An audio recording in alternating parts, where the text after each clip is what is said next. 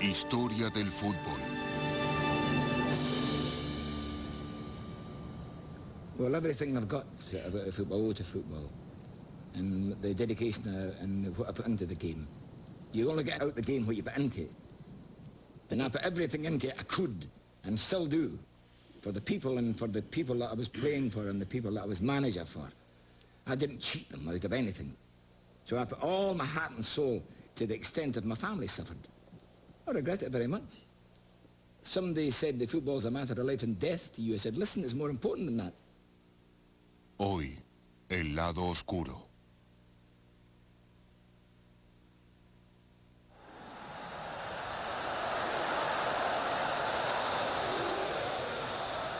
La frase de Bill Shankly resonó a través de los años. La pasión, obsesión que dan forma a sus palabras encierran una gran verdad. El fútbol para los directores técnicos, para los jugadores y sin duda para los seguidores no es simplemente un juego.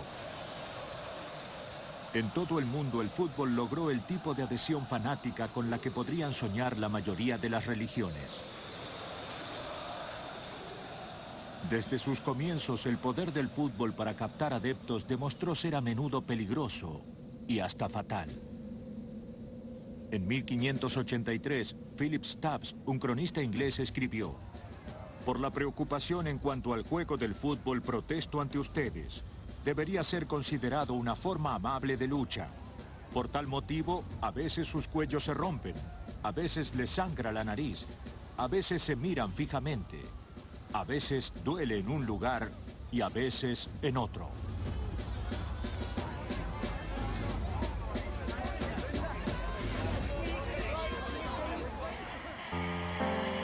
Alrededor del siglo XIX el fútbol sufrió una transformación.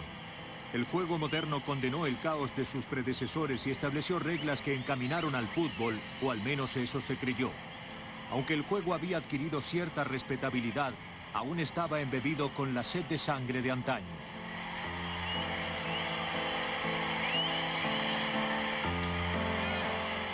Certainly in Britain, hooliganism is around in the late 19th century, and as long as the game has been played at a professional level, players were sometimes attacked after matches, and referees were literally driven out of grounds.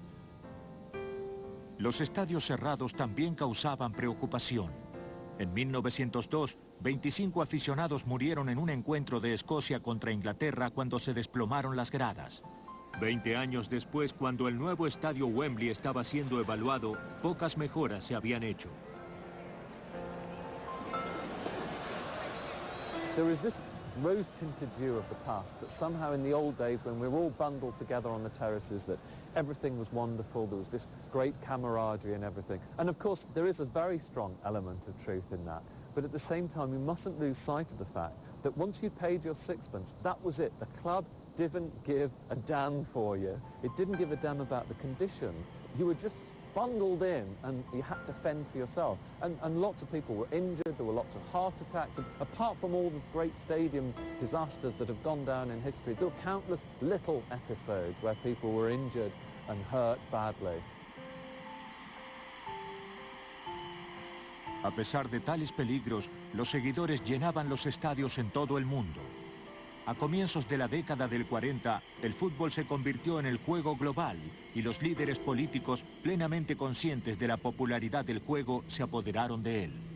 En vísperas de la Segunda Guerra Mundial, el fútbol fue secuestrado, atrapado en un fuego cruzado entre dos ideologías muy diferentes.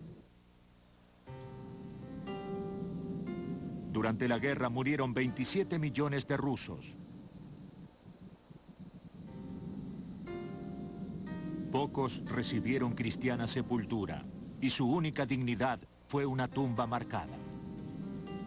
En Ucrania, el efecto sobre el populoso país fue devastador.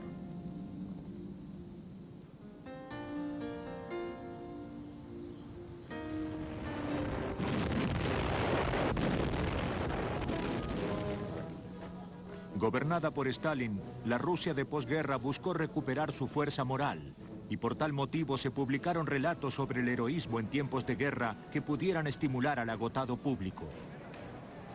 the death match was only one of many stories which were told to us as children about the heroism of the Soviet people, including ordinary Soviet people in the war. Ну, мы знали ее, конечно, и у нас были и фильмы о футболистах, вот этих, которые участвовали в матче смерти. Было выпущены и книги, мы все это знали из истории, и, так сказать, они для нас были, видно, и образцом.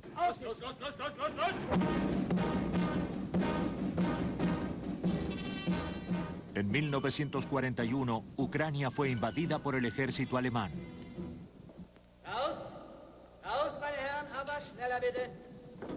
Varios jugadores del principal equipo, el Dinamo Kiev, fueron arrestados y encerrados en un campo de concentración local.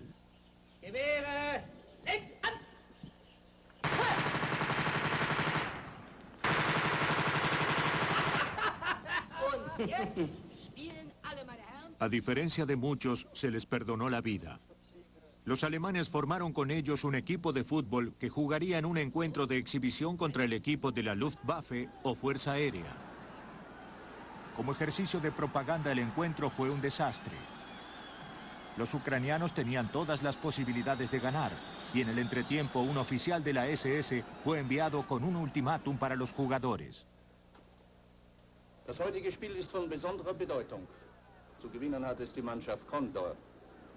Im entgegengesetzten Falle werden sie alle erschossen.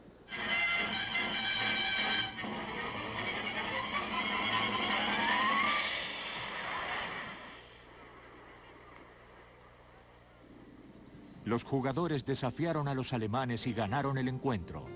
Fueron transportados al campo de concentración Babi Yar, donde aún con su vestimenta, el equipo entero fue ejecutado.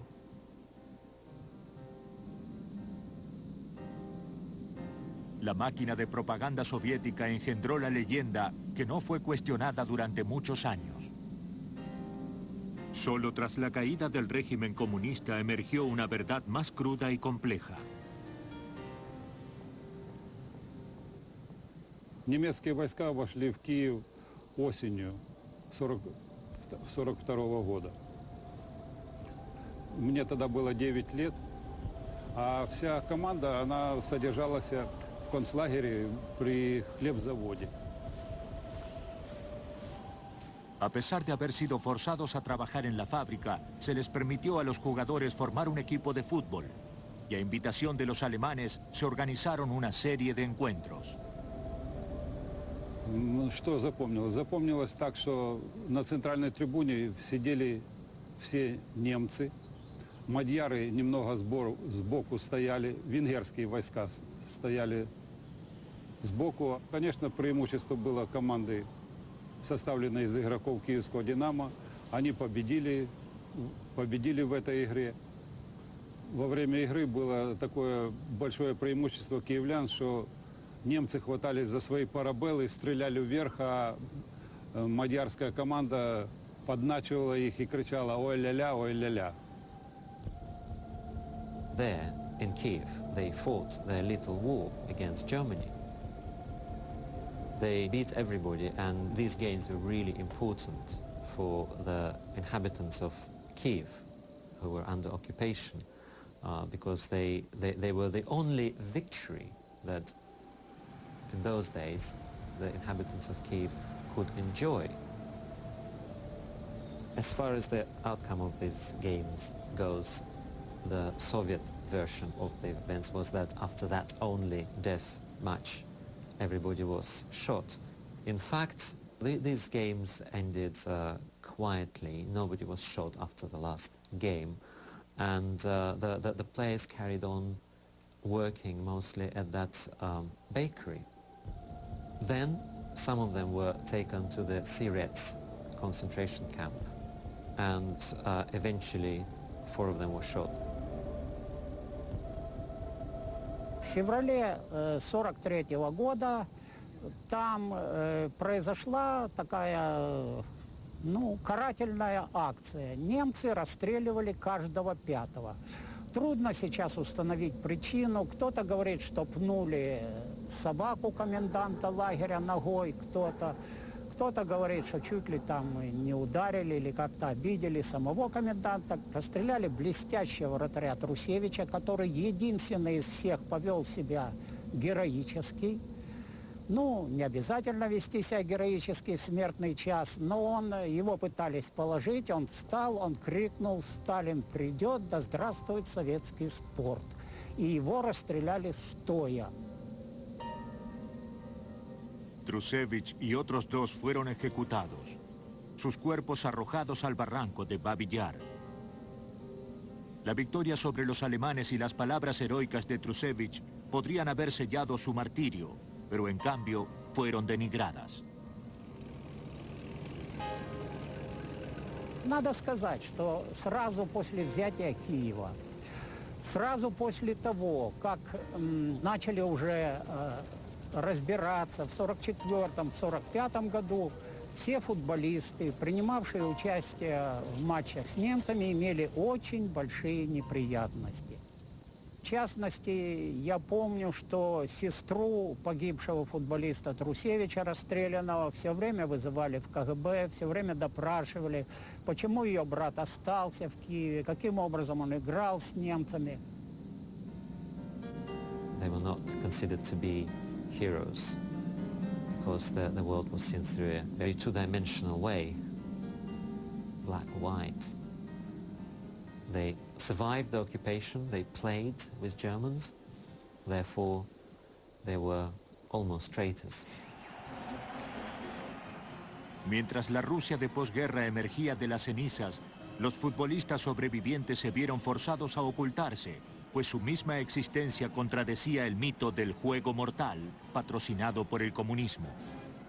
Their tragedy was that they were never allowed just to be themselves and to play the game they loved.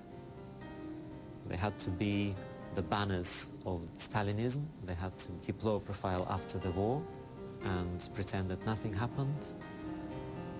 So all their lives they were basically tools of this big machine called history and state.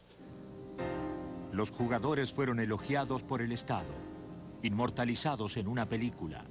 Se les suponía muertos, sin embargo muchos sobrevivieron. Para muchos el juego mortal ya no era un relato secreto sobre el heroísmo soviético, era una ficción inventada por el comunismo. Para otros sigue siendo un enigma sobre el que es mejor no indagar.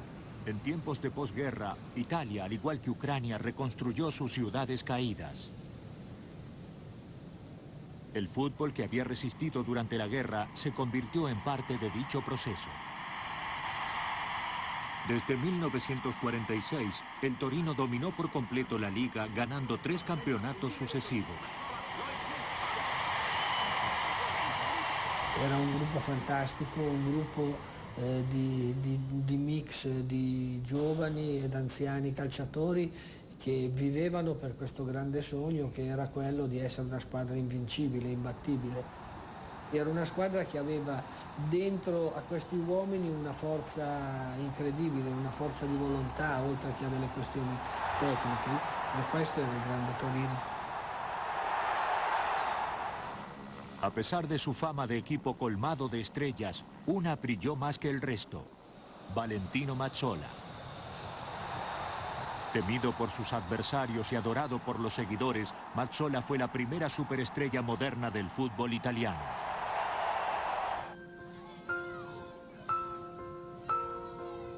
Avevo 3-4 anni, fino a 5 anni, e mio padre mi portava come mascotte del Torino. E avevo le mie scarpette da calcio, tutta la divisa con la maglia numero 10 e non capivo bene perché la gente fosse sempre vicino a lui, fosse intorno a lui. Pensavo che fosse una persona importante per come veniva trattata dal pubblico. Molte volte io mi aggrappavo alla sua mano per sentirmi sicuro, perché vedevo tutta questa gente alta, essendo io un bambino piccolo, e avevo anche un po' di paura, e la sua mano era quella che mi dava la forza. El éxito del Torino en la Liga Italiana trajo gran riqueza al club y a los jugadores. También benefició al seleccionado nacional. En 1947, Italia comenzó su encuentro contra Hungría con 10 jugadores del Torino, una fiesta que nunca volvió a repetirse.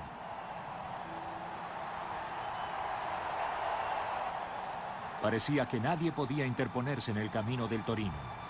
Hacia fines de la temporada de 1949, Mazzola prometió al capitán del Benfica, Ferreira, que llevaría al equipo del Torino para su homenaje. Con el Torino en la cúspide de su cuarto campeonato sucesivo, el viaje parecía lo suficientemente inofensivo. Mio padre non stava bene e non giocò la partita a Milano prima di andare in Portogallo contro l'Inter. E fino all'ultimo momento rimase indeciso se andare o non andare, ma poi ricordandosi questa promessa decise che non poteva mancare alla parola che aveva data a un collega e quindi andò anche lui in quella spedizione. Mazzola se unió a los otros 30 y partió rumbo a Portugal. Solo Toma, quien tenía lesionada una rodilla, se quedó. El 3 de mayo, el Torino perdió ante sus anfitriones portugueses. Al día siguiente se embarcaron rumbo a Italia. Da casa mia io vedo Superga, cioè la vedo nelle giornate limpide come oggi, ma il più delle volte non la vedo Superga, ha capito? Perché essendo a 500-600 metri è sempre presa dalle nuvole. Io so come succedeva, si preparavano le valigie, si preparava, diciamo, ai regalini che uno aveva comprato per dare ai bambini, alla famiglia. C'era dell'entusiasmo quando si avvistava la propria città e senz'altro sarà successo anche allora. E se non che sono andati a imbattersi in questa nuvolaglia, in questa nebbia che non ha fatto più vedere all'aviatore e non le ha dato la possibilità di scansare o di sorpassarlo. Difatti ha battuto con l'ala e poi ci è andato contro. Ecco. 11 atleti. No hubo sobrevivientes. Un solo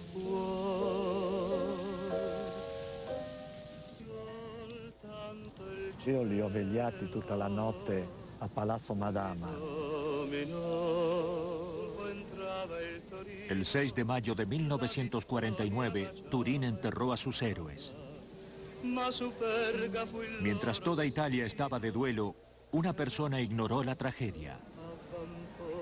Cercarono, forse giustamente, di non dirmi subito quello che era successo, perché forse sarebbe stato troppo forte, uno shock troppo forte. Però fui allontanato da casa e fui portato a casa di amici di mio padre qui nella periferia di Torino e quindi passai almeno una decina di giorni senza sapere che cosa era successo. Quindi l'ho saputo piano piano e la cosa mi ha fatto chiaramente meno male sapendolo pian piano, cioè ma papà ritorna, è andato a giocare, poi sai c'è stato un incidente. E finché poi mi sono reso conto da solo praticamente che mio padre era morto. Mientras Sandro Mazzola finalmente se calzó los botines de su padre, forjando una brillante carrera con el Inter y el seleccionado italiano, el Torino nunca se recuperó de verdad, pasando en los siguientes 50 años a la sombra de sus vecinos y rivales de larga data, la Juventus. Para los que quedaron, el vacío en el cual su equipo cayó no fue nada comparado con la persistente sensación de pérdida. Faccio la preghiera alla sera e quasi quasi li nomino tutti quanti, e così al mattino. Per me la giornata è opportuna, diciamo, perché ho il ricordo dalle loro fotografie, dai miei ricordi, così continua, ecco, non l'ho mai potuti dimenticare.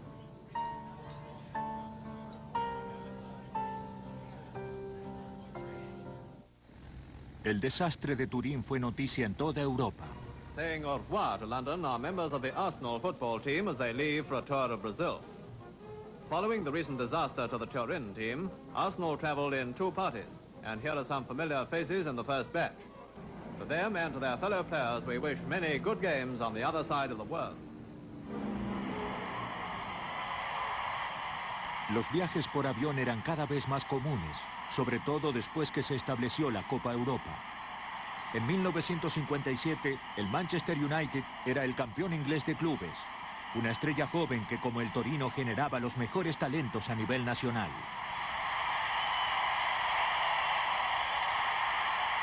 Un año después volaron a Yugoslavia para jugar los cuartos de final contra el Red Star de Belgrado. United empataba 3-3, pero terminó ganando por 5-4. Pensando en las próximas semifinales, el equipo comenzó el largo viaje de regreso a Manchester. It was a snowy day when we left Belgrade, and when we got to Munich, it was the same, only maybe a little bit heavier. We got to Munich and then we went down through the clouds and the snow on the ground when we got there. And that, I thought, oh, well, that'll be it, we'll be staying in Munich, by the looks of it, you know. Anyway, we went back to the terminal, and of course they were refueling the aircraft and trying to take off. We thought it was taking off, but he went two-thirds of the way, and the brakes went on, you know. Then they stopped, came back, went back to the terminal, and tried again. Everybody was worried then, you know. I mean, there was something serious wrong, seriously wrong, and we all could feel it. And we got back into the aircraft. All I could see was snow, and then it started again at a speed, and it started to go. And I could see the snow flying past and bouncing around and jumping around. You know, I thought, this is unbelievable. So it's not going fast enough to get off. You know, it started to get off a bit quicker, a bit quicker, a bit quicker, and then a tremendous thud, as if it hit a brick wall. And then it went on again. It still went on, and then another thud, even harder than that one. You know, I thought, oh, if they have another one like that, that'll be it. That's what I thought. You know, and down in my seat, it flying along, and then blackness. I didn't see anything. El accidente aéreo de Múnich mató a 23 pasajeros, 8 eran jugadores. Como había sucedido anteriormente con el Torino, la tragedia obligó a los que quedaron a cargar con un peso casi insoportable. My life was never the same. You know, suddenly all my pals were missing, and I'm playing in a team that was full of enthusiasm and had the whole world at their feet. Suddenly, you have to come back, and the club was struggling to actually survive even in the first division. So it did affect me a lot. It changed my life completely, really. Si bien Charlton ganaría la Copa Europa y la Copa del Mundo, muchos de sus compañeros no fueron tan afortunados. Algunos de los sobrevivientes se quejan de que el juego pronto los olvidó. We should have been paying more attention to the survivors and all the people who had died as well. Too busy getting on with the game, you know. They didn't look after the people. That's when I got anger, real anger. They were cast aside, more or less. A lot of it because they couldn't play football anymore, really. And some of the lads who played were suffering just because they were okay physically, I mean, not all mentally. But that's life. Aunque los acontecimientos de Múnich y Turín fueron accidentes trágicos, el fútbol a menudo fue la causa de sus propias heridas. Y considero que el fútbol es para unirlos. ¿Cuántos millones tenemos de afiliados? Un mundial, ¿cuánto lo miran? Millones de personas, tanto presentes como por la televisión o por la radio. Y eso nos da la idea de que el fútbol principalmente es un vínculo de amistad y no de odio. En 1970, El Salvador tomó parte de la Copa del Mundo. Para lograrlo, participó en la campaña más onerosa de los mundiales de fútbol. Honduras y El Salvador siempre fueron naciones hermanas. Sin embargo, en 1969, las relaciones entre ambos gobiernos eran tensas. La reforma agraria en Honduras originó el éxodo de agricultores expulsados de sus tierras. Como consecuencia, 300.000 salvadoreños se vieron forzados a atravesar la frontera de regreso a su país. En el medio de tales tensiones llegó el desempate entre ambas naciones para la clasificación a la Copa del Mundo. Honduras ganó el primer encuentro en casa, pero luego tuvieron que viajar a El Salvador. Realmente estábamos preocupados por nuestras vidas, porque se había hecho mucha publicidad hostil hacia nuestro equipo. Y puedo decirlo con toda sinceridad que estuvimos prácticamente 3 días sin dormir antes del partido. Intimidados, los hondureños perdieron el encuentro 3-1 y regresaron a su país. Los seguidores visitantes fueron atacados. 2 murieron. Las pasiones se encendían.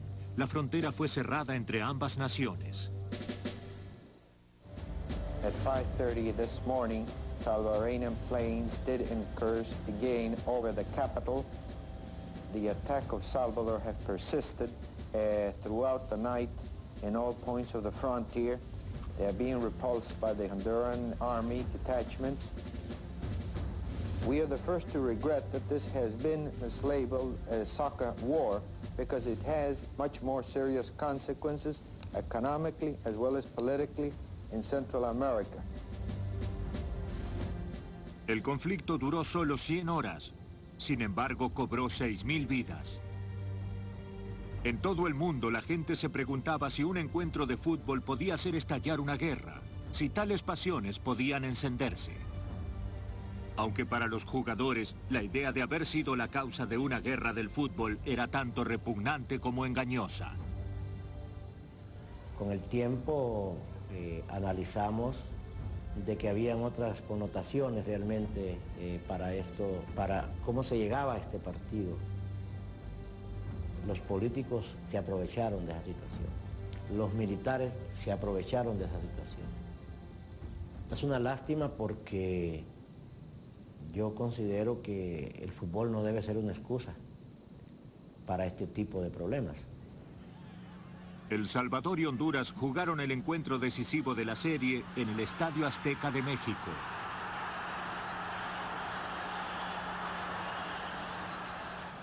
Los salvadoreños ganaron el encuentro, pero fueron castigados en la Copa. Su salida prematura fue quizás el único resultado apropiado para un hecho que no era edificante ni para el fútbol ni para los países involucrados. El conflicto entre El Salvador y Honduras pareció una guerra que se peleaba a causa del fútbol. Sin embargo, en el mundo, el fútbol peleaba una guerra a causa de sí mismo. Las tensiones en el campo de juego quedaron poco a poco eclipsadas por los sucesos en las tribunas. En 1964, 364 personas murieron cuando escenas de violencia en un encuentro en Perú causaron una avalancha. El incidente no fue en absoluto el primer desastre a gran escala en un estadio, pero fue el mayor. En todo el mundo, las autoridades del fútbol tomaron nota, entre ellas las de Gran Bretaña. The big debate then in the newspapers in Britain was about the terribly uncivilized behavior of supporters in South America or in Latin countries, in Italy, for example. Because in South America and in Italy, supporters were already fenced in, that hooliganism was clearly part of the local fabric of the game there. And there were already fears and anxieties about supporters' behavior. Of course, a little later on, interestingly, people in Europe began to say that this is an English disease, that we were infecting other countries with hooliganism. So the picture here is very complex, and you have to look at the global picture to get a real sense of the history and trajectory of hooliganism. En Inglaterra, durante la década del 60, el fanatismo era una constante en los encuentros de fútbol. And a small boy has now leapt onto the field, in the middle of the field, and he's joined in, and he's taking punches and kicks and punches on. Number 10 is Les Barrett. Where has this idiot come from? Policemen coming in from all sides. Why does this have to happen in football, Hugh? Why? Basically, the clubs lost any ability to know how to deal with the situation they were confronted with. And that was basically that they had a hard core of supporters who were dead set on causing trouble inside the grounds. The clubs, in order to contain this, they put up these terrible fences. They cage us in like animals, and of course once you cage people like animals, they increasingly start to behave like animals.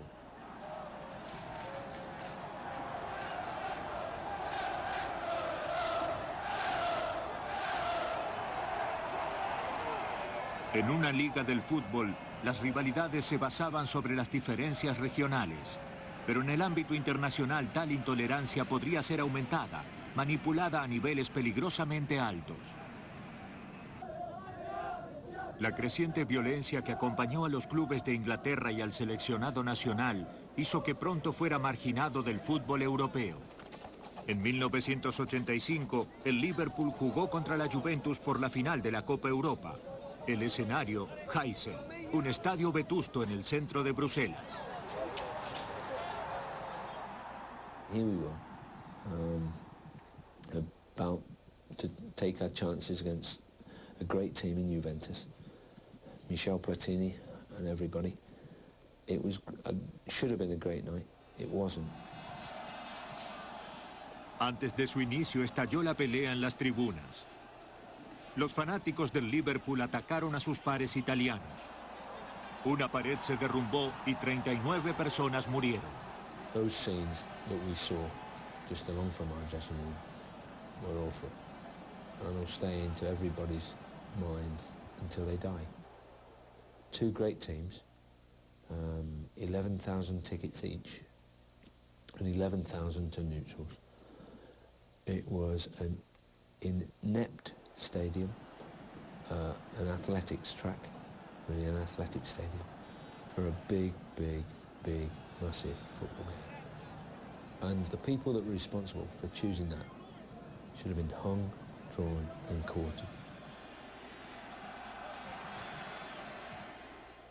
Aunque la jerarquía del fútbol sobrevivió, se consideraba que el fútbol inglés no tenía remedio. La UEFA dejó sus clubes a la deriva, proscribiéndolos indefinidamente de la competencia europea. Aislado, el fútbol inglés comenzó el largo descenso hacia el olvido. El 15 de abril de 1989, Sheffield Wednesday fue el anfitrión para una semifinal de la Copa Inglesa entre el Liverpool y el Nottingham Forest. Day started off absolutely brilliantly. Beautiful sunny day. Adam and I travelled over the Woodhead Pass with two friends. We'd had a great laugh. So much so that on one occasion Adam was actually crying with laughter. Walked down towards the ground. We got there about 2:30, something like that. It was just chaos. There was no queues, nothing. And then someone opened the door, gate, and everyone just started walking down. It wasn't a case of ticketless fans conspiring to get in, drunken people fighting to get in. All of those were the myths have been the myths of Hillsborough. It was purely and simply arrival of fans coming off coaches, coming from the trains, coming from the car parks in an orderly fashion. And too many people were arriving for the pace of the antiquated turnstiles to take them through.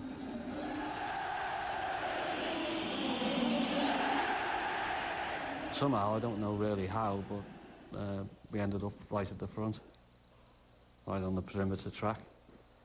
A gate leading out onto the pitch was in my arm's reach. Next thing, the players come out the tunnel, and that was it. All hell broke loose then. Those two central pens, one of which had a license for 1,000 people, the other had a license for 1,100 people, had twice as many people in them. It was like a vice, and it got tighter and tighter. until at the front of one of the pens, pen 3, a barrier broke and people went down under the pressure from behind into a mass of tangled bodies. They've all collapsed there. Adam fainted.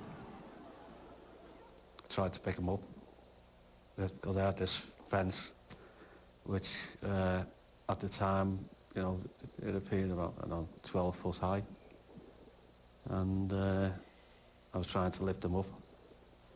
Couldn't do that. There was a policeman standing on the perimeter track by the gate. He was only a matter of feet away, and I was screaming at him to open the gate. And believe me, when I say I was screaming, I was saying that my lovely son was dying.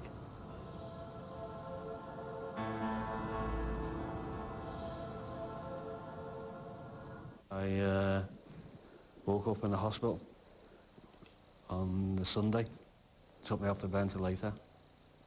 I wanted to know where Adam was, so they didn't want to tell me, but I started pulling all the tubes out. So I made them tell me, and they told me he'd died.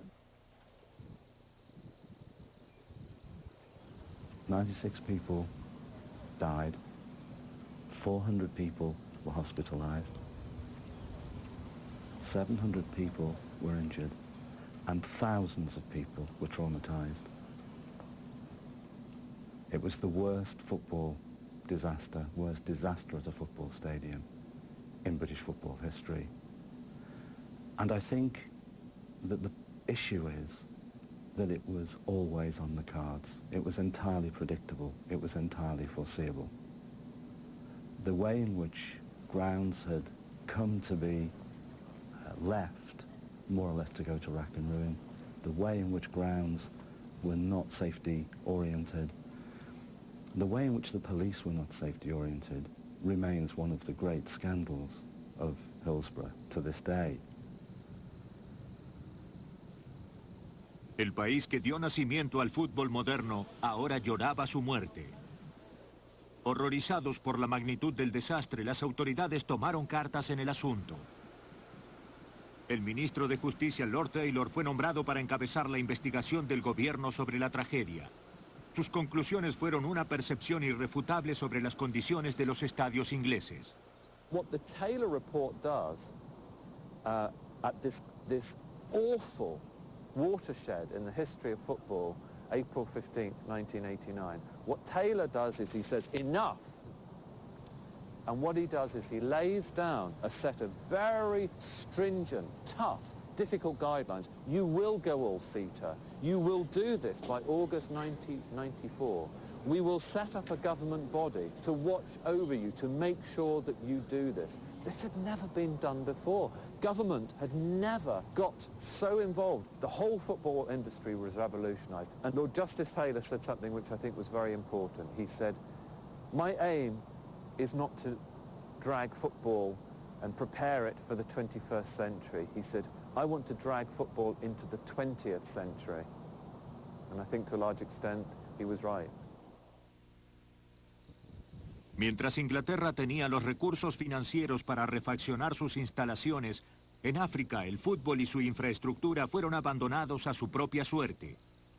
Una situación que en 1993 privaría a Zambia de todo su seleccionado nacional.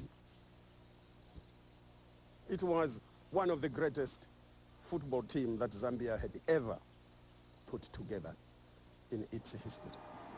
These were under 23 young lads with blood oozing with Zambian glory as far as football was concerned. They were ready to conquer Africa. El 24 de mayo, Zambia viajó a Mauricio para la clasificación para la Copa del Mundo. Kelvin Mutale, su poderoso delantero, marcó un gol memorable.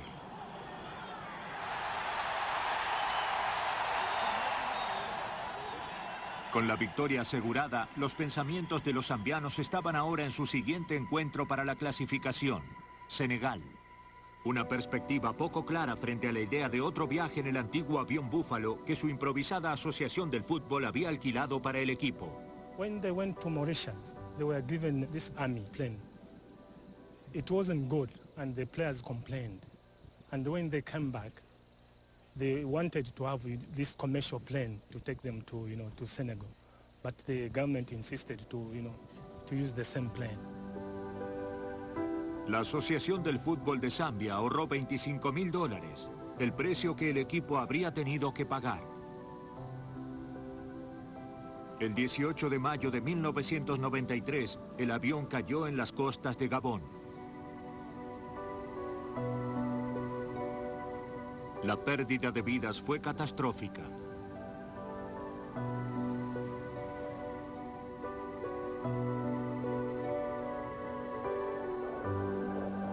En una ironía que no escapó a las familias de los muertos, los jugadores regresaron de Gabón en un avión DC-10 de la Zambian Airways. Sus ataúdes fueron llevados al estadio Independent de Lusaka, donde se había preparado un cementerio. En un país devastado por el dolor, el presidente de Zambia, Frederick Chiluba, pronunció palabras de esperanza. We must start now, this month, to build a new team, so that the hopes don't lie with you still in these graves. FAS decided that we'll continue with the competition in the Africa Cup of Nations and the World Cup. Where are you, the young Zambians, to take up the challenge? Los encuentros de Zambia por la clasificación a la Copa del Mundo fueron pospuestos, su equipo reconstruido, y el 4 de julio Zambia resurgió. El Estadio Independent agotó sus boletos para el encuentro de clasificación contra Marruecos. It was really an emotional moment, and Zambia went down a goal in the first half, and this mood was just silent, and everybody thought, nah, we're not going to be able to come back. I think the loss is destroyed, and certain fans on the top tier who were overlooking the graveyard in the background turned and appealed to the players who had passed away. Quite a few people were in tears. It was a very emotional moment. Zambia got back into the game, scored a beautiful goal.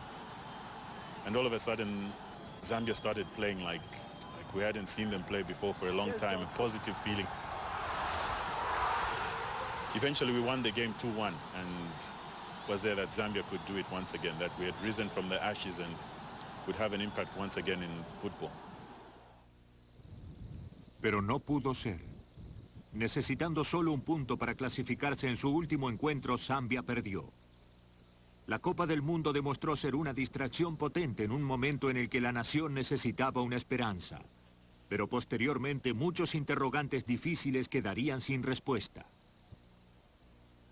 Sometimes I wonder and say, why did they not go by that commercial flight? Was it worth the money we saved in inverted commas, for them to go into that death trap of a plane and to see their wives and children and their relatives in poverty? It's tragic. Father, I thank you. I thank you, God. El discurso de Chiluba en el funeral fue emocionante. Sus lágrimas fueron respaldadas con la promesa de apoyar a las familias e investigar la causa del accidente. Sin embargo, en los años que siguieron, no se les pagó ninguna compensación y no hubo ninguna investigación sobre el accidente. Una situación por la que muchas familias quedaron sumamente enfadadas con el gobierno y con el fútbol. He cried, yes, because it happened. But one thing they forget is that it's us, the widows, the children, the parents, and the relatives and friends who have lost. I don't support football because the government has neglected us. So every time they win, they celebrate and forget about the previous team. I feel bad and hate and neglected. So if they lose, I think maybe someone somewhere will remind them that something is wrong somewhere. La pérdida de Zambia, como las anteriores, habla menos del fútbol y más de la sociedad en la que vivimos. El poder del juego de conmover, su capacidad para horrorizar, no proviene tanto del fútbol en sí mismo, sino de los millones de seguidores que hicieron de él su vida. Y a pesar de las tragedias que lo acosaron, esta pasión colectiva es la que alguna vez impulsó al fútbol.